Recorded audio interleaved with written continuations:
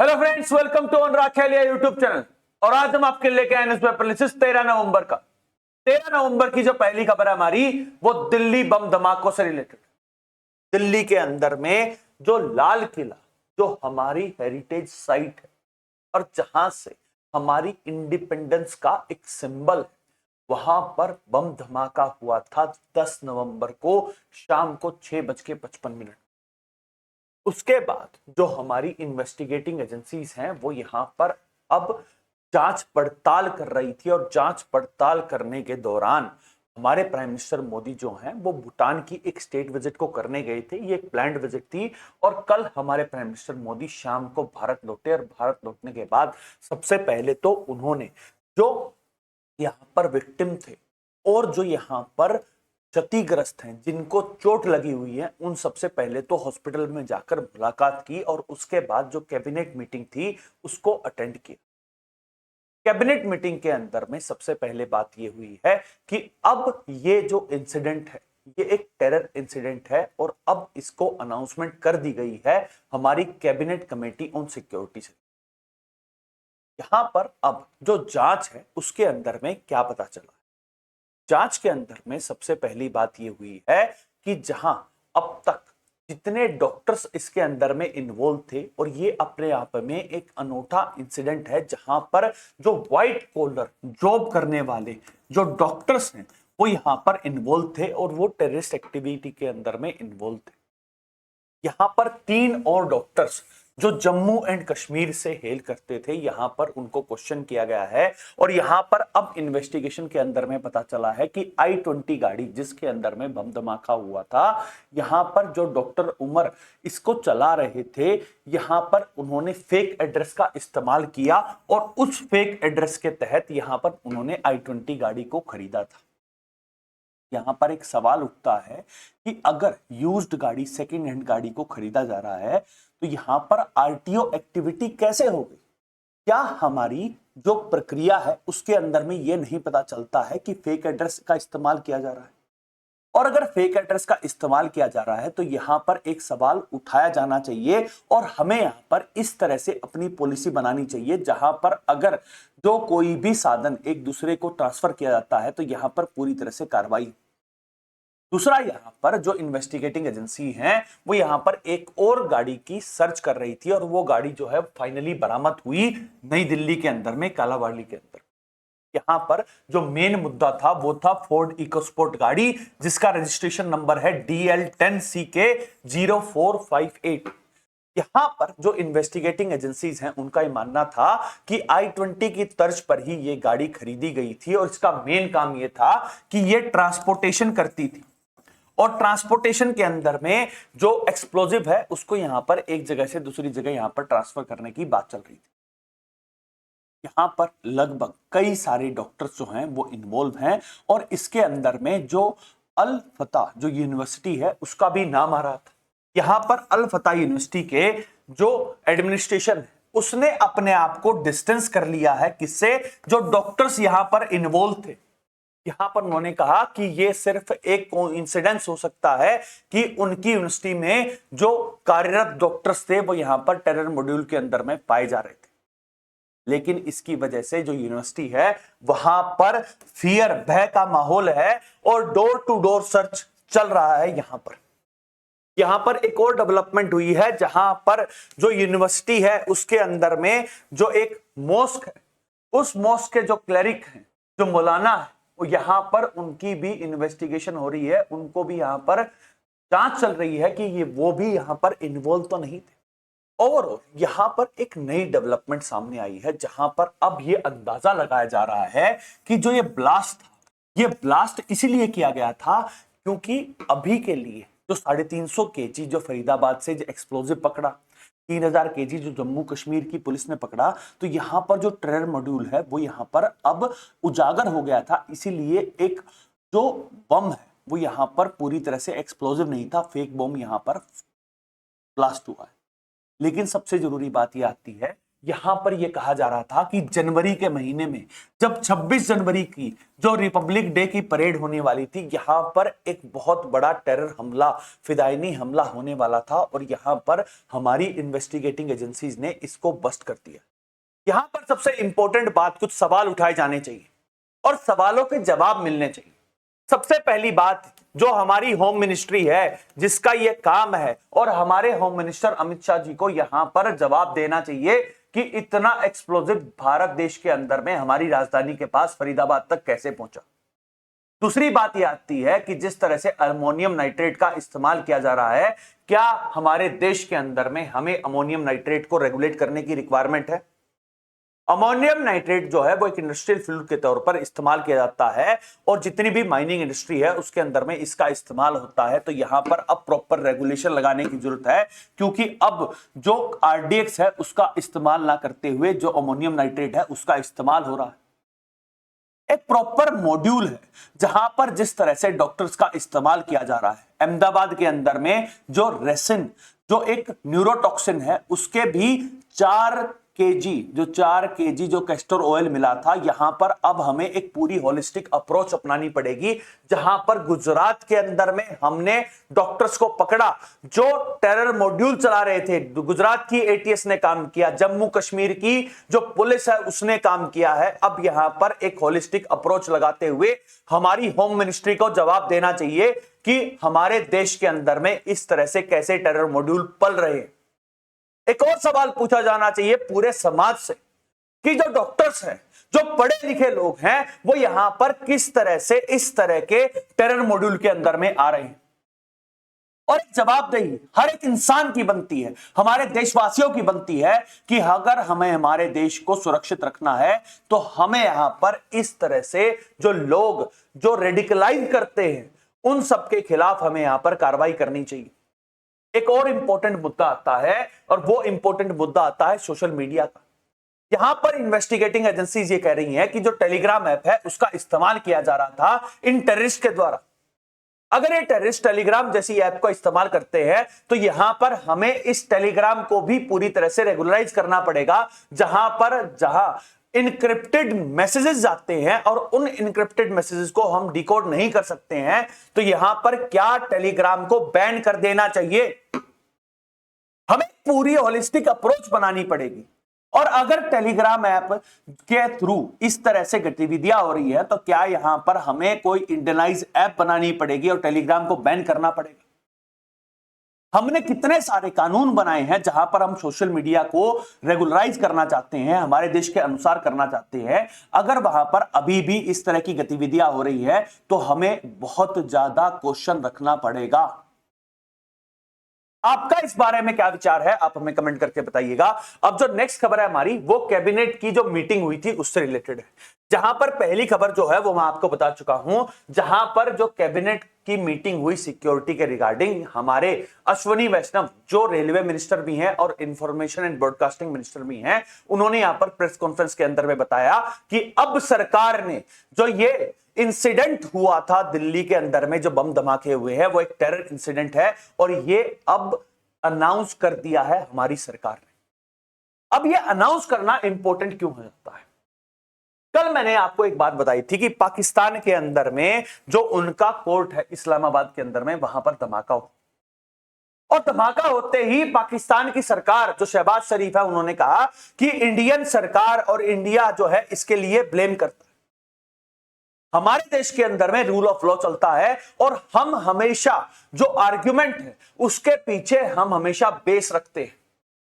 2 दिन की इन्वेस्टिगेशन के बाद हमें पता चला है कि फाइनली इसको हम एक टेरर इंसिडेंट बोल सकते हैं और यहां पर अब सेंटर ने यह कहा है कि जो जस्टिस है वो दिया जाएगा, जो विक्टिम है, जो 13 लोग यहां पर मारे जा चुके हैं, उनको न्याय मिलेगा और यहां पर हमारी सरकार जो है उसके लिए पूरी तरह से प्रतिबद्ध है। जो नेक्स्ट खबर है हमारी, वो भी कैबिनेट की मीटिंग से रिलेटेड है, जहां पर एक बड़ी डेवलपमेंट हुई है, जहां पर यूनियन कैबिनेट ने अब यहां पर यह कहा है कि जो रॉयल्टीज का रेट है वो क्रिटिकल मिनरल्स के लिए यहां पर डिसाइड किया गया है। यहां पर सबसे जरूरी बात यह है कि जो भी स्टेट यहां पर जिससे एक्सप्लोरेशन किया जाता है अब उनको रॉयल्टी दी जाएगी, जो कंपनीज हैं उनको भी रॉयल्टी दी जाएगी और यहां पर अब जो स्टेट के लिए जो फंड है वो यहां पर बढ़ जाएगा। बहुत सारी स्टेट गवर्नमेंट ये कहती थी कि उनके जो मिनरल्स है उनका एक्सप्लोरेशन हो रहा है और यहां पर स्टेट को जो नुकसान होता है उसके लिए भरपाई करी जानी चाहिए। और अब यहां पर जो क्रिटिकल मिनरल्स है उनके लिए जो स्पेशल रेट है वो डिसाइड किया गया। यहां पर कई सारे जो मिनरल्स है जिसके अंदर में ग्रेफाइट है, सीजियम है, रुबिडियम है, जिरकोनियम है, इन सब के लिए जो रेट्स है वो डिसाइड किए गए हैं। जहां पर सबसे जरूरी जो ग्रेफाइट है उसके दो अलग अलग जो तरीके से यहां पर रेट डिसाइड किया गया। अगर ग्रेफाइट के अंदर में 80% जो कार्बन कंटेंट है तो 4% की रॉयल्टी, अगर 80% से कम है तो 2% की रॉयल्टी दी जाएगी। वहीं पर सीजियम और रुबिडियम के लिए 2% की एवरेज जो है वो यहां पर अगर सेल होगी तो रॉयल्टी दी जाएगी। वहीं पर जो जिरकोनियम है उसके लिए 1% की दी जा रही। यहां पर यह इसलिए किया जा रहा है ताकि प्राइवेट प्लेयर भी यहां पर आए और स्टेट को भी यहां पर फायदा पहुंचे। और सबसे जरूरी बात यह आती है कि जब हम आत्मनिर्भर भारत बनने के सपने को देखते हैं और 2047 तक हमारे देश को विकसित देश बनना है तो यहां पर क्रिटिकल मिनरल्स जो हैं उनकी बहुत ज्यादा रिक्वायरमेंट है।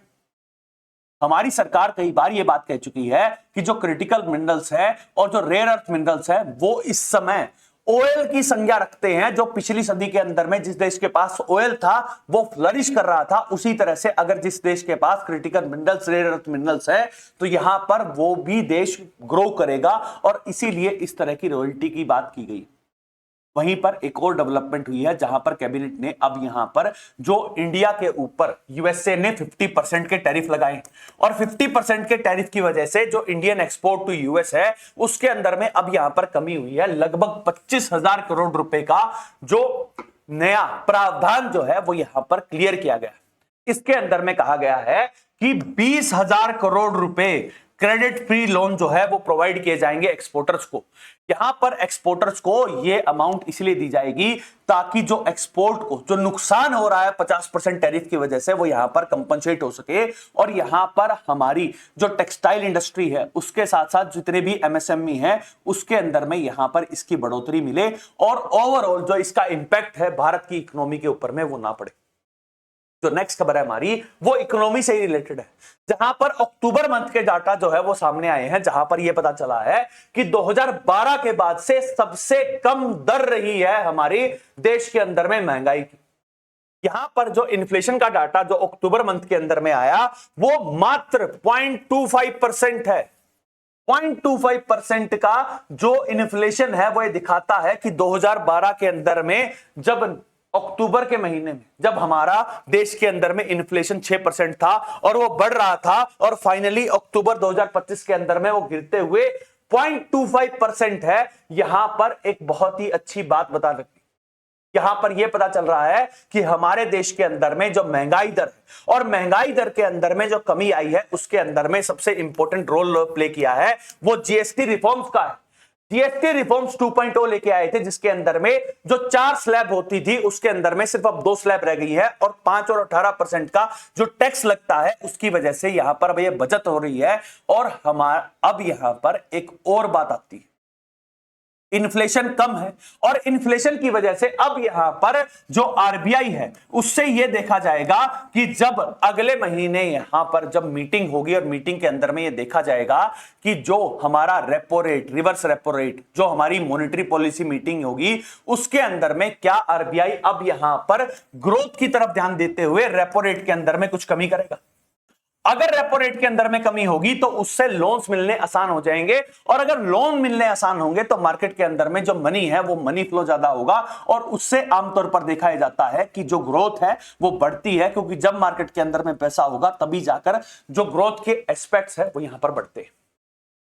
अब सबसे जरूरी बात यह आती है कि जो इन्फ्लेशन के आंकड़े हैं वो आरबीआई की तरफ इंक्लाइन करते हैं कि यहां पर आरबीआई को अपनी मॉनेटरी पॉलिसी के अंदर में कुछ बदलाव करने चाहिए, क्योंकि आरबीआई का जो मॉनेटरी पॉलिसी का जो मंत्र है उसके अंदर में यह कहा जाता है कि अगर देश के अंदर में महंगाई कम है तो वो ग्रोथ की तरफ ध्यान ज्यादा देती है, अगर महंगाई की दर बढ़ती है तो वो कॉन्ट्रैक्शनरी जो पॉलिसीज है उसको यहां पर लगाती हैं, जहां पर रेपो रेट और रिवर्स रेपो रेट जो है वो बढ़ाया जाता है। जो नेक्स्ट खबर है हमारी वो इलेक्शन कमीशन से रिलेटेड।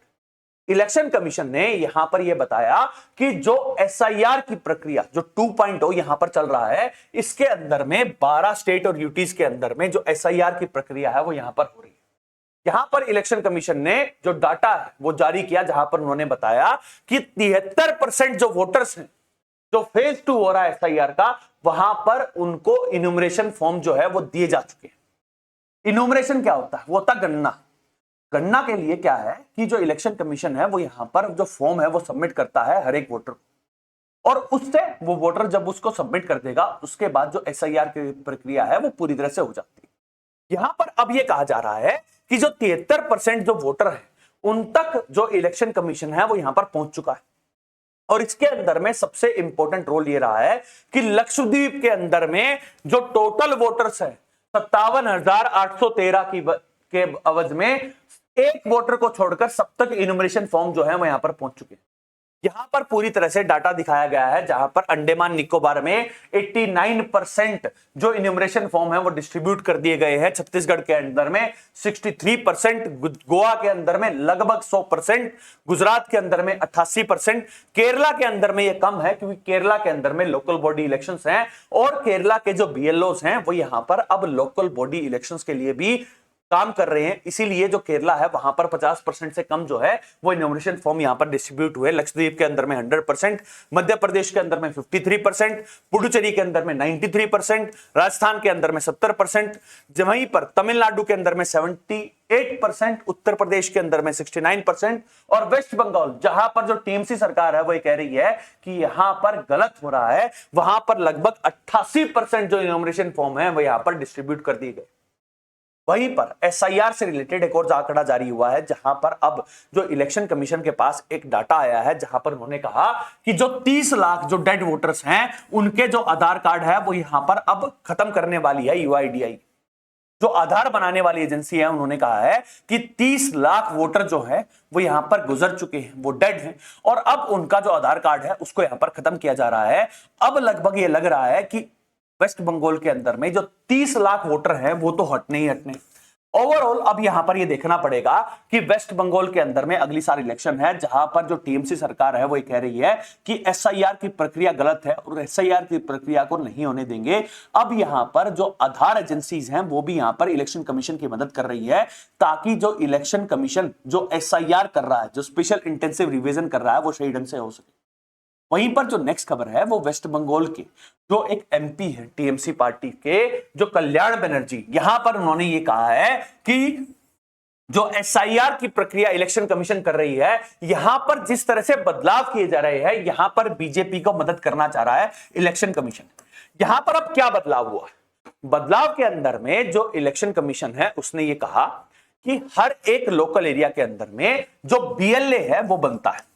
यहां पर बीएलओ की बात नहीं हो रही है, जो बीएलओ होता है वो ब्लॉक लेवल ऑफिसर होता है, उसको इलेक्शन कमीशन अपॉइंट करता है। वहीं पर जो बीएलए है वो हर एक पॉलिटिकल पार्टी का होना चाहिए। यहां पर इलेक्शन कमीशन ने एक बदलाव किया, जहां पर उन्होंने कहा कि अब जो बीएलए बनेगा वो उस पर्टिकुलर लोकल एरिया का ना भी हो, अगर वो उस विधानसभा के अंदर में कहीं का भी है तो वो बीएलए बन सकता है। यहां पर यह बदलाव इलेक्शन कमीशन ने किया। यहां पर कल्याण बनर्जी का कहना यह है कि यहां पर बीजेपी के पास बीएलएस नहीं थे लोकल एरियाज के अंदर में, इसीलिए यहां पर इस तरह का बदलाव किया गया। वहीं पर इलेक्शन कमीशन ने कहा कि जो बीएलए है वो पॉलिटिकल पार्टी बना सकती है और यहां पर उन्होंने अपने अधिकार क्षेत्र के अंदर में यह बदलाव किया। अगर एक पॉलिटिकल पार्टी के पास एक एरिया है और एक एरिया के अंदर में मान लीजिए 1200 वोटर है, 1200 वोटर के ऊपर में अगर कोई बीएलए प्रेजेंट नहीं होगा तो वहां पर अपनी पार्टी का जो एसआईआर की प्रक्रिया है उसके अंदर में जो रोल है वो यहां पर नहीं कंडक्ट करवा पाती है, और इसीलिए इसके अंदर में बदलाव किया है और ये इलेक्शन कमीशन के अधिकार क्षेत्र के अंदर में आता है। वहीं पर शिवेंदु अधिकारी जो लीडर ऑफ ऑपोजिशन है, यहां पर उन्होंने कहा कि जो टीएमसी पार्टी है वो गलत एजेंडा उठा रही है और यहां पर जो एसआईआर की प्रक्रिया जो बिल्कुल सही ढंग से इलेक्शन कमीशन कर रहा है उसकी इमेज को टार्निश करने के लिए यहां पर इस तरह की एलिगेशन लगा रही है टीएमसी सरकार। यहां पर ओवरऑल ये देखना पड़ेगा कि जो डाटा दिखाता है वेस्ट बंगाल के अंदर में लगभग 89% जो इन्यूमरेशन फॉर्म है यहां पर सबमिट कर दिए जा चुके हैं और आज 13 नवंबर हुई है, पूरा नवंबर और कुछ दिन दिसंबर के भी बचे हैं, और यहां पर इलेक्शन कमीशन ने जो पेस पकड़ा है वो बिल्कुल सही है। और एसआईआर की प्रक्रिया जिस तरह से उन्होंने टाइम बाउंड तरीके से बिहार के अंदर में की थी, उसी तरह से वो कह रहे हैं कि जो पैन इंडिया एसआईआर 2.0 है वो भी इसको कंडक्ट कर लेंगे। अब यहां पर ये देखना होगा कि ये जो मुद्दा है ये सुप्रीम कोर्ट के अंदर में भी है, इसके अंदर में और आगे क्या डेवलपमेंट होती है। तो नेक्स्ट खबर है हमारी, वो हमारे विदेश नीति से रिलेटेड है। हमारी जो राष्ट्रपति द्रौपदी मुर्मू है वो अफ्रीका की यात्रा के ऊपर, मैंने आपको पहले बताया था कि वो अंगोला गई थी, और उसके बाद अब हमारी राष्ट्रपति द्रौपदी मुर्मू जो है वो बोत्सवाना गई। और बोत्सवाना की ये जो विजिट है, यहां पर सबसे इंपॉर्टेंट बात यह है कि जो चीता डिप्लोमेसी है वो यहां पर चल रही है। इंडिया के अंदर में जो मिशन चीता जो हमारी सरकार ने जो इंट्रोड्यूस किया था, जहां पर जो चीता है उसको री इंट्रोड्यूस किया गया था हमारे इकोसिस्टम के अंदर में, मध्य प्रदेश की जो वाइल्ड लाइफ सेंचुरीज है वहां पर। अब यहां पर जो इंडिया और बोत्सवाना जो है यहां पर अब और आगे डील कर सकती है, जहां पर और ज्यादा चीता जो है वो इंडिया के अंदर में आ सकते हैं।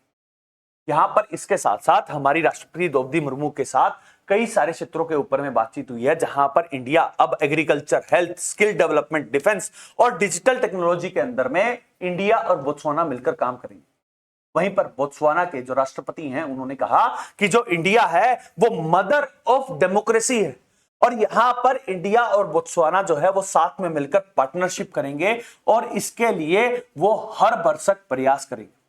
तो नेक्स्ट खबर है हमारी, वो इंडिया और भूटान के रिलेशनशिप से रिलेटेड। मैंने आपको बताया था कि हमारे प्रधानमंत्री मोदी जो है वो 2 दिन की स्टेट विजिट के ऊपर में गए थे। यहां पर इंडिया ने अब भूटान को रीअफर्म किया है कि उनका जो 13th 5 ईयर प्लान जो है वो यहां पर जो कंडक्ट होगा उसके लिए इंडिया पूरी तरह से सपोर्ट करेगा। जब भी हम बजट एलोकेशन करते हैं उसके अंदर में, उस बजट के अंदर में ये कहा जाता है कि हमारे जो मित्र देश हैं, हमारे जो पड़ोसी देश हैं, वहां पर हम किस तरह से मदद करेंगे। और इसके अंदर में इंडिया ने कहा है कि इंडिया भरसक प्रयास करेगा और पूरा सपोर्ट करेगा कि भूटान के अंदर में जो उनका डेवलपमेंट का जो मॉडल है, जो 5 ईयर प्लान है, वहां पर इंडिया पूरी तरह से उनकी मदद करेगा। जो नेक्स्ट खबर है हमारी, वो इंडिया कनाडा के रिलेशनशिप से रिलेटेड है, जहां पर हमारे विदेश मंत्री और कनाडा की विदेश मंत्री जो आनंद है, इनके बीच में मुलाकात हुई, और यह मुलाकात हुई G7 की समिट के दौरान। G7 जो एक ग्रुप है उसकी जो मेन मीटिंग थी वो जून के महीने में हुई थी, जहां पर प्राइम मिनिस्टर मोदी को बुलाया गया था। यहां पर अब विदेश मंत्री की मीटिंग थी, और यहां पर हमारे विदेश मंत्री और कनाडा के विदेश मंत्री ने यहां पर स्पेशल मीटिंग की है, और यहां पर अब इंडिया और कनाडा के जो रिश्ते हैं उनको मजबूत किया जा रहा है। जहां पर जिस तरह से 50% टैरिफ इंडिया के ऊपर लगा है, और जिस तरह से कनाडा और यूएसए के बीच में जो टैरिफ वॉर चल रहा है, अब यहां पर जो कनाडा है वो चाहता है कि इंडिया के साथ रिश्ते मजबूत किए जाए, जहां पर अब अलग अलग क्षेत्रों के अंदर में जो ट्रेड उसको बढ़ाया जाए और ओवरऑल जो इकोनॉमीज हैं वो साथ में कंबाइन करें। तो नेक्स्ट खबर है हमारी, वो भी इंडिया कनाडा के रिलेशनशिप से रिलेटेड है, जहां पर हमारे हरदीप सिंह पुरी जो पेट्रोलियम मिनिस्टर हैं उन्होंने कल कनाडा के मिनिस्टर से मुलाकात की है, और यहां पर अब हरदीप सिंह पुरी ने कहा है कि जो हाइड्रोकार्बन का जो ट्रेड है, अब यहां पर इंडिया जो है वो हाइड्रोकार्बन का ट्रेड जो है वो ज्यादा कर सकता है कनाडा के साथ। इंडिया जो है वो हाइड्रोकार्बन, जिसके अंदर में क्रूड ऑयल आता है, एलएनजी आती है, जो लिक्विफाइड नेचुरल गैस है, यहां पर अब इंडिया और कनाडा जो है वो साथ में मिलकर बातचीत करेंगे, और हम अब कनाडा से जो क्रूड ऑयल और उससे रिलेटेड जो प्रोडक्ट्स है उनको यहां पर परचेज कर सकते हैं।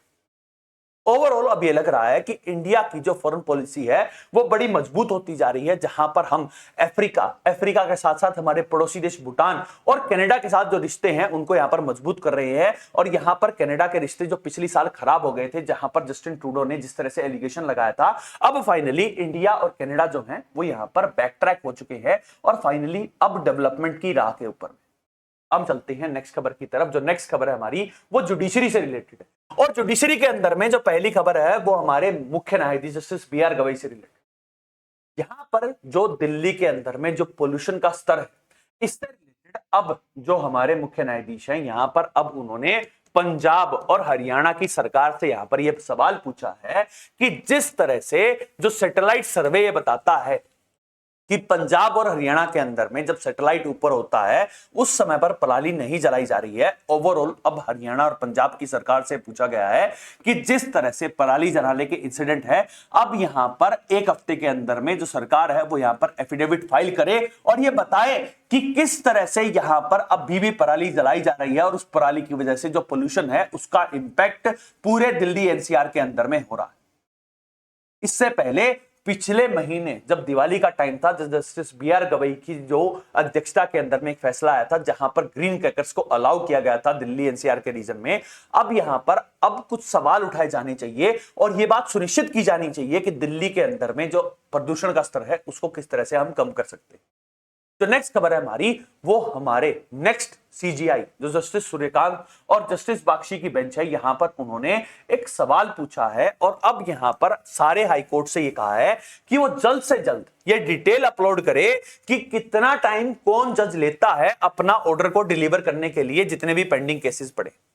यहां पर जस्टिस सूर्यकांत ने कहा कि जो जुडिशरी है वो यहां पर अब टाइम बाउंड होनी चाहिए और ये सुनिश्चित किया जाना चाहिए कि जो जजमेंट है वो जल्द से जल्द पास किया जाए। यहां पर जो मेन मामला है वो झारखंड का है। झारखंड के अंदर में जो झारखंड हाई कोर्ट है वो ऐसे बहुत सारे केसेस हैं और लगभग जो हमारी इंडियन एक्सप्रेस की एक रिपोर्ट थी जिसके अंदर में कहा जा रहा था कि ऐसे कई सारे केसेस हैं जहां पर जो फाइनल प्रोसीडिंग है उसको हुए 1 साल हो चुका है लेकिन फाइनल जजमेंट जो है वो अभी तक डिलीवर नहीं हुआ है। अब यहां पर जस्टिस सूर्यकांत जो है वो नए सीजीआई होने वाले हैं और उनका ये ऑर्डर जो है वो आर्टिकल 143 के तहत यहां पर मान्य होगा और अब सारे हाईकोर्ट्स को यहां पर अपना जो वक्तव्य है वो यहां पर सबमिट करना पड़ेगा और उसके बाद अब देखना पड़ेगा कि सुप्रीम कोर्ट क्या फैसला लेती है। जो नेक्स्ट खबर है हमारी वो सुप्रीम कोर्ट से रिलेटेड है और सुप्रीम कोर्ट के अंदर में महाराष्ट्र की जो 2 शिवसेना है जिसके अंदर में पहली शिवसेना जो है वो एकनाथ शिंदे की है और दूसरी शिवसेना जो है वो उद्धव ठाकरे की शिवसेना है।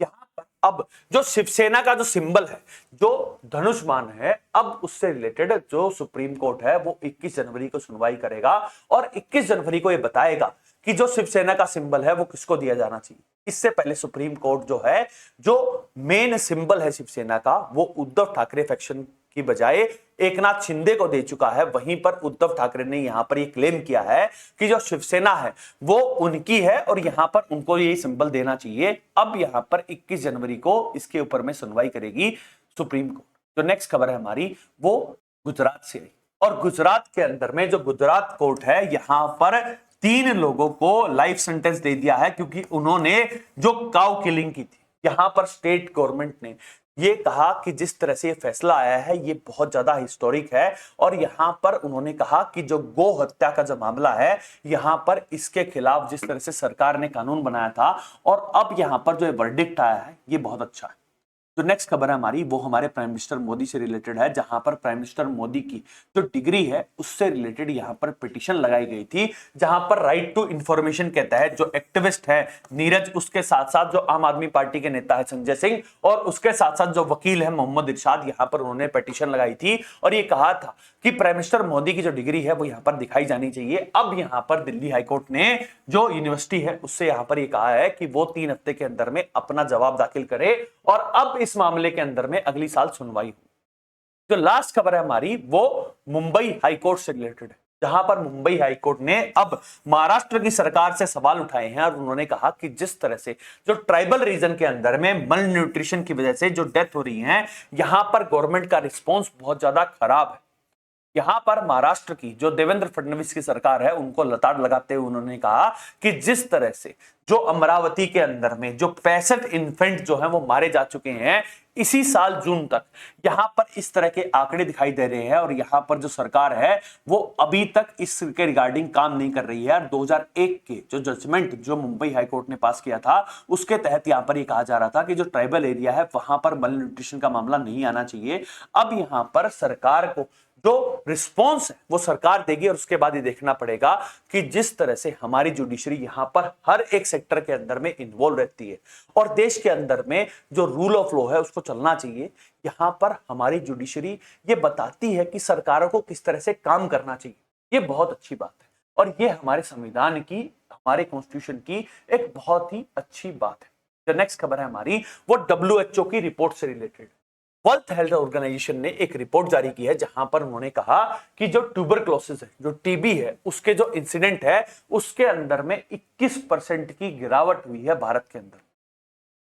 यहां पर उन्होंने ये कहा कि जहां पर 2015 से लेके 2024 तक जो इंसिडेंट है उनके अंदर में 21% की गिरावट हुई है, जहां पर पहले 237 लोग पर लाख जो है वो टीबी के मरीज होते थे, अब घटकर 187 रह गए हैं। यहां पर उन्होंने कहा कि जिस तरह से सरकार ने जो टीबी मुक्त भारत बनाने के लिए यहां पर जो प्रावधान बनाए हैं और टीबी से को लड़ने के खिलाफ जिस तरह से सरकार काम कर रही है, बहुत ज्यादा सराहनीय है। यहां पर इस रिपोर्ट के अंदर में यह भी पता चला है कि जहां पर 2015 तक सिर्फ 53% जो टीबी के पेशेंट हैं उन तक हेल्थ फैसिलिटी पहुंचती थी, अब यह बढ़कर 92% हो चुकी है और यह बहुत ज्यादा सराहनीय है। जो नेक्स्ट खबर है हमारी वो उत्तर प्रदेश से आई है, जहां पर एनजीटी जो नेशनल ग्रीन ट्रिब्यूनल है, यहां पर अब उन्होंने ये कहा है कि high chromium level, high mercury level जो है वो कानपुर का जो रीजन है वहां पर ये पाए जा रहे हैं। अब यहां पर जो स्टेट गवर्नमेंट है वो सुनिश्चित करे कि जहां जहां पर जो क्रोमियम का लेवल और मर्क्यूरी का लेवल ज्यादा पाया जा रहा है यहां पर सप्लाई के अंदर में ना आए। यहां पर उन्होंने बताया कि कानपुर नगर, कानपुर देहात, फतेहनगर, इन सब रीजन के अंदर में जो इंडस्ट्रीज है, जिस इंडस्ट्रियल वेस्ट की वजह से जो वाटर है वो कंटेमिनेटेड हो चुका है और क्रोमियम और मर्करी जो है उसके लेवल हाई पाए जा रहे हैं। यहां पर अब स्टेट गवर्नमेंट को ये सुनिश्चित करना पड़ेगा और जहां जहां पर जो डिलीवरी पॉइंट्स है वहां पर अब प्रॉपर फिल्ट्रेशन होनी चाहिए और जहां जहां पर अगर कोई भी वाटर का सोर्स है और वो कंटेमिनेटेड है उन सबको यहां पर अब सीज कर देना चाहिए ताकि जो लोग हैं वो इसका कंजप्शन ना करें। जो नेक्स्ट खबर है हमारी वो गुजरात से आई है, जहां पर गुजरात के भरूच के अंदर में जो एक फार्मा प्लांट है उसके अंदर में आग लग गई, जिसके अंदर में 2 लोग मारे गए हैं और 20 इंजर्ड हो गए। यहां पर जो गुजरात की जो हेल्थ मिनिस्ट्री है यहां पर उन्होंने और उसके साथ साथ जो फायर एंड सेफ्टी डिपार्टमेंट है यहां पर एक इन्वेस्टिगेशन जो है वो जारी करती। जो लास्ट खबर है हमारी वो पार्लियामेंट से रिलेटेड है। हमारा जो मॉनसून सेशन था उसके अंदर में हमारे जो होम मिनिस्टर अमित शाह जी ने एक कॉन्स्टिट्यूशनल अमेंडमेंट की बात की थी, जहां पर 130th कॉन्स्टिट्यूशनल अमेंडमेंट बिल जो है वो पास किया गया था, जिसके अंदर में कहा गया था कि जितने भी जो हमारे पदाधिकारी हैं, जिसके अंदर में प्राइम मिनिस्टर आ जाते हैं, चीफ मिनिस्टर आ जाते हैं और काउंसिल ऑफ मिनिस्टर्स जो हैं, इन सबको हटाया जाना चाहिए अगर उनके खिलाफ कोई भी ऐसा केस जारी हो जाता है जहां पर 2 साल से ज्यादा का सजा का प्रावधान है। यहां पर उसके लिए एक जेपीसी बनाने की बात हुई थी और जो ज्वाइंट पार्लियामेंट्री कमेटी है वो फाइनली बनी, जिसके अंदर में जो बीजेपी की एमपी अपराजिता संघी है उनको यहां पर हेड बनाया गया है और इसके अंदर में जहां एक तरफ जो इंडिया ब्लॉक है वो इसके पूरे खिलाफ में था, अब यहां पर इंडिया ब्लॉक के अंदर में भी सेंधमारी हुई है, जहां पर एनसीपी शरद पवार की जो सुप्रिया सुले है वो यहां पर इस जेपीसी का पार्ट बन गई। वहीं पर जो अजुद्दीन ओवैसी है वो भी इसका पार्ट बन चुके हैं। इसके साथ साथ जो वाईएसआरसीपी की जो एन निरंजन है वो भी इसका पार्ट बन चुकी है। वहीं पर जो इंडिया ब्लॉक है वो इस जेपीसी के खिलाफ है। यहां पर उन्होंने कहा कि जिस तरह से 1987 के अंदर में एक जेपीसी बनी थी और जेपीसी जो थी वो बोफोर्स के मामले के अंदर में थी, यहां पर जिस तरह से 6 पॉलिटिकल पार्टीज ने इसका बहिष्कार किया था उसके बाद जो जेपीसी है वो गलत थी। अब यहां पर उन्होंने कहा कि इसी तरह से इस जेपीसी को नहीं बनाया जाना चाहिए। ओवरऑल जो ये कानून है ये अच्छा है, जहां पर ये अकाउंटेबिलिटी बनती है कि हमारे देश का प्रधानमंत्री हो, किसी स्टेट का चीफ मिनिस्टर हो या कितना भी बड़ा कैबिनेट मिनिस्टर हो, अगर वो किसी भी केस के अंदर में संलिप्त पाया जाता है और उसको अगर सजा होती है तो यहां पर उसको बाध्य हो जाना चाहिए कि वो अपनी पोस्ट की गरिमा को ध्यान में रखते हुए पहले रिजाइन करे और उसके बाद जाए। ओवरऑल ये थी हमारी नेशनल न्यूज। अब हम चलते हैं इंटरनेशनल न्यूज की तरफ, जहां पर पहली खबर जो है वो जेफरी एप्स्टीन से रिलेटेड है। जेफरी एप्स्टीन जो एक सेक्सुअल ऑफेंडर था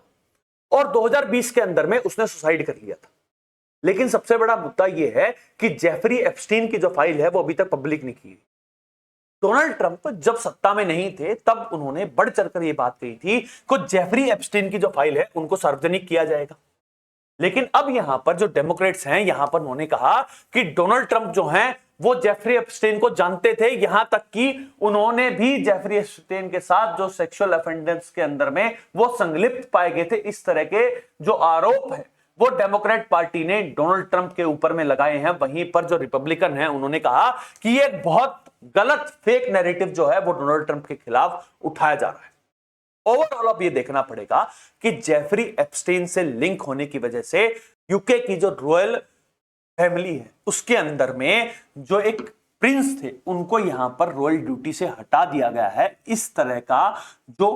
सिचुएशन है वहां पर अब डोनाल्ड ट्रंप के ऊपर में जिस तरह से एलिगेशन लग रहे हैं, अब यहां पर डोनाल्ड ट्रंप को कहा जाना चाहिए कि वो जिस तरह से उन्होंने प्रॉमिस किया था कि वो जेफरी एप्स्टेन की जो फाइल है उनको सार्वजनिक करेंगे तो वो सार्वजनिक हो जानी चाहिए। इसमें आपका क्या मानना है आप हमें कमेंट करके बताइएगा। जो नेक्स्ट खबर है हमारी वो हमारे पड़ोसी देश पाकिस्तान से। पाकिस्तान के अंदर में अब जो 27वां कॉन्स्टिट्यूशनल अमेंडमेंट है वो फाइनली अब हो चुका है और इसी के साथ साथ जो आसिफ मुनीर जो इस समय तक फील्ड मार्शल थे और आर्मी जनरल थे, अब उनको एक नया पोस्ट मिल चुका है। अब वो हो चुके हैं चीफ ऑफ डिफेंस पोस्ट के अंदर में आ चुके हैं। ये एक लेजिटिमेट कू बताया जा रहा है जहां पर पाकिस्तान की जो आर्मी है वो अब लेजिटिमेटली सबसे इंपॉर्टेंट पोस्ट के ऊपर में बैठ चुकी है, जिसके पास जो चीफ ऑफ डिफेंस स्टाफ की जो पोस्ट है उसी के पास ये अधिकार होगा कि जो उनका न्यूक्लियर वेपन है वो कहां पर इस्तेमाल होना चाहिए। और एक लेजिटिमेट कू किया है आसिफ मुनीर ने। वहीं पर एक और डेवलपमेंट हुई है जहां पर अब कॉन्स्टिट्यूशनल कोर्ट को सेटअप किया जाएगा, जहां पर वो ये डिसाइड करेगा कि संविधान किस तरह से चलना चाहिए और यहां पर जो जुडिशरी और सुप्रीम कोर्ट की पावर है उसको भी अनडिटरमाइन किया जा रहा है। यहां पर जो मुख्य विपक्षी पार्टी है इमरान खान की जो तहरीके इंसाफ है उन्होंने इसका पुरजोर विरोध किया है और उसके बावजूद जो ये कॉन्स्टिट्यूशनल अमेंडमेंट बिल है वो 2/3 मेजोरिटी से पास हो चुका है और अब ये कानून बन चुका है।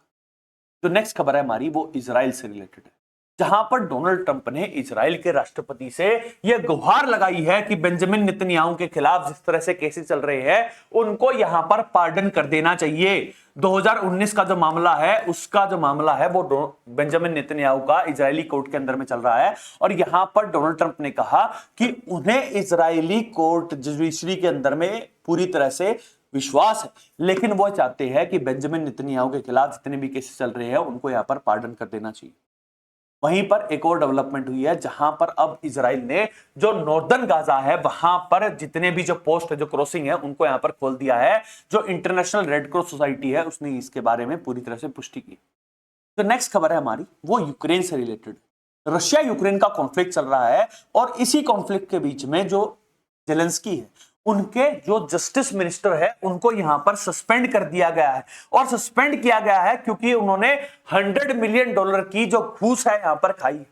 यहां पर सबसे जरूरी बात यह है कि रशिया यूक्रेन का कॉन्फ्लिक्ट चल रहा है जहां पर जो वेस्टर्न कंट्रीज हैं, पूरा यूरोप है, अमेरिका है, कनाडा है, वो जिस तरह से सपोर्ट कर रहा है, जिस तरह से मनी को दिया जा रहा है, यहां पर अब उनके मिनिस्टर्स जो हैं वो यहां पर किकबैक ले रहे हैं। अब यहां पर सवाल उठाया जाना चाहिए कि क्या यूक्रेन के अंदर में जो जेलेंस्की की सरकार चल रही है वो जो जिसका कार्यकाल भी खत्म हो चुका है, क्या यहां पर फ्रेश इलेक्शंस होने चाहिए और उसके बाद ही रशिया यूक्रेन कॉन्फ्लिक्ट के अंदर में कोई फाइनल रिजोल्यूशन आएगा। जो नेक्स्ट खबर है हमारी वो हमारे पड़ोसी देश बांग्लादेश से है, जहां पर बांग्लादेश की पूर्व प्राइम मिनिस्टर जो शेख हसीना है यहां पर उन्होंने कहा कि जब तक उनकी पार्टी को डेमोक्रेसी के अंदर में इंक्लूड नहीं किया जाएगा ये उनकी पहली शर्त है, उसके बाद ही वो रिटर्न कर सकती हैं। यहां पर उन्होंने एक और एलिगेशन लगाया है जहां पर मोहम्मद यूनुस जो केयर टेकर प्राइम मिनिस्टर है वो यहां पर इंडिया और बांग्लादेश के जो रिश्ते हैं उनको खराब कर रहे हैं। यहां पर उन्होंने कहा कि जिस तरह से जो पाकिस्तान के साथ रिश्तों को मजबूत किया जा रहा है और ये बात को अनसुना किया जा रहा है कि 1971 जब बांग्लादेश बना था, जब जिस तरह से पाकिस्तान ने एट्रोसिटीज की थी बांग्लादेश के अंदर में उनको नजरअंदाज करके अब बांग्लादेश जिस तरह से पाकिस्तान की तरफ अलाइन हो रहा है ये टोटली गलत है।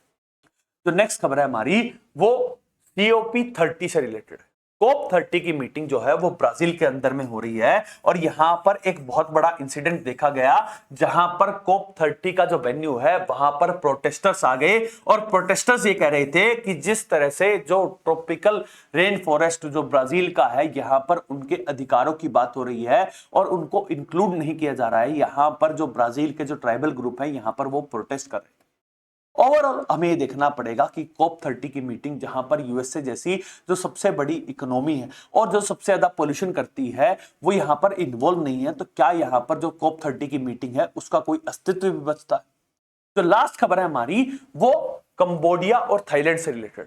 कंबोडिया और थाईलैंड के बीच में जो फाइनली जो पीस डील है वो डोनाल्ड ट्रंप ने कराई थी, और अब यहां पर ये लग रहा है कि थाईलैंड और कंबोडिया के बीच में जो बॉर्डर टेंशन है वो यहां पर बढ़ रही है, जहां पर एक और सिविलियन की यहां पर मौत हो गई है, जहां पर अब थाईलैंड ने कंबोडिया के साथ जो बातचीत थी, जो पीस प्रोसेस थी, अब उसको बंद कर दिया है। और अब देखना यह है कि क्या हमारे ईस्टर्न साइड के अंदर में जो दो देश है थाईलैंड और कंबोडिया वो दोबारा से मिलिट्री कॉन्फ्लिक्ट के अंदर में तो नहीं आ जाएंगे। That's all for today. Thank you very much and please subscribe to Anurag Khalia YouTube channel.